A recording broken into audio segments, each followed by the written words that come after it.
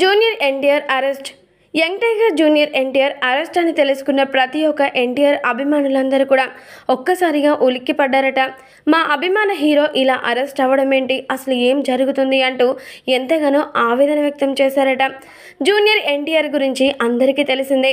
ఎంతో పెద్ద బ్యాక్గ్రౌండ్ ఉన్నప్పటికీ ఎవరి సహాయం లేకుండా తన సొంత ప్రతిభను కనబరుస్తూ ఈరోజు గ్లోబల్ స్టార్గా మారిపోయి పాన్ ఇండియా సినిమాలో విజయవంతంగా దూసుకుపోతూనే ఉన్నాడు.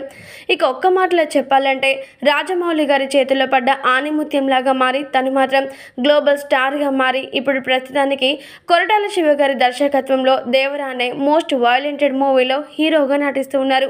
మరి ఈ మూవీని మాత్రం చాలా వైలెంటెడ్గా క్రియేట్ చేయడం మాత్రమే కాకుండా జూనియర్ ఎన్టీఆర్ యొక్క అద్భుతమైన మ్యానియాని మరింత పెంచేలాగా ఉంటుంది అంటూ ఇప్పటికే కొరటాల శివ గారు చెప్పుకోవచ్చిన విషయం తెలిసిందే కదా.